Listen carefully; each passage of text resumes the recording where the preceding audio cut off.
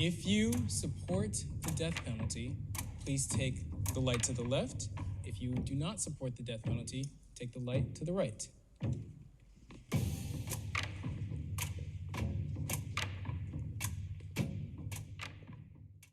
5 years ago, Jubilee, a popular YouTube channel, released a video that pit pro-death penalty individuals against anti-death penalty people in their series Middle Ground, which sought to see if those from opposing sides of the binary would be able to come together and compromise on aspects of the system.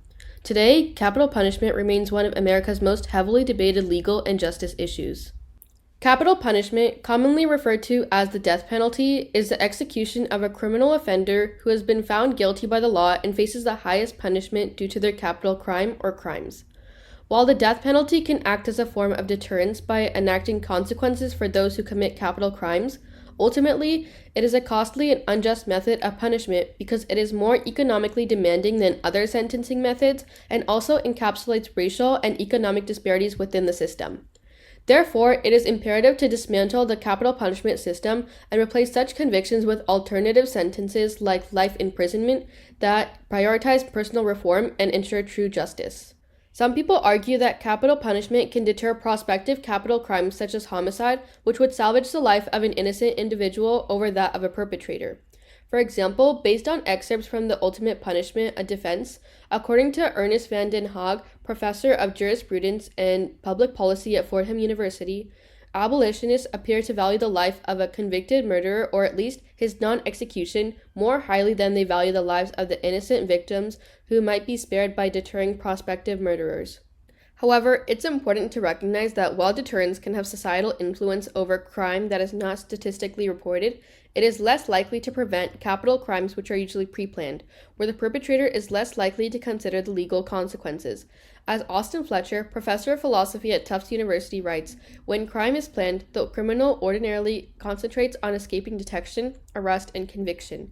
The threat of even the severest punishment will not discourage those who expect to escape detection and arrest.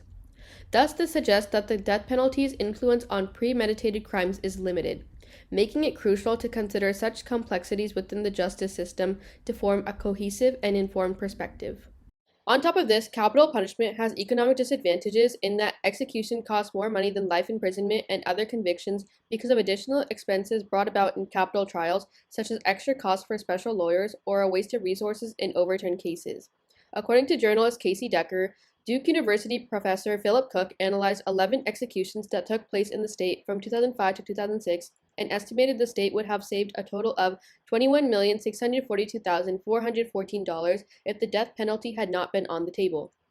This substantial disparity in cost brings to light concerns regarding the allocation of taxpayer money to legal expenses, especially when so many of these cases get repealed, making the system itself inefficient.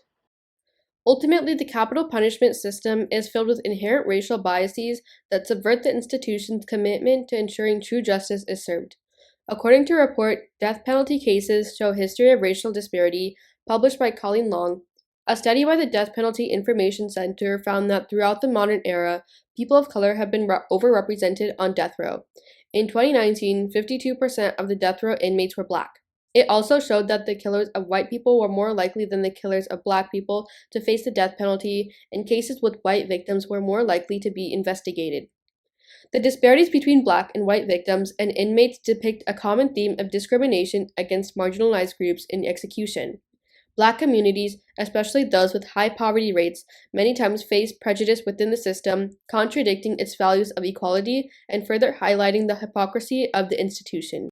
In addressing capital punishment, we must go beyond mere retribution and reject shallow principles such as an eye for an eye, which often offer false closure to victims' families and the public. Instead, we should opt for alternatives like life imprisonment, enabling inmates to pursue personal reform. Moreover, tackling the root cause of such capital crimes is crucial to achieving true justice and breaking the cycle of violence perpetuated by the capital punishment system. This entails implementing relief programs entwined in society, such as support groups and enhanced educational and vocational training.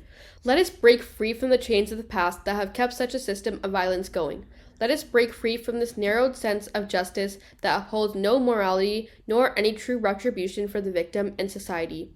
Let us no longer fall prisoners to a system that fights fire with fire.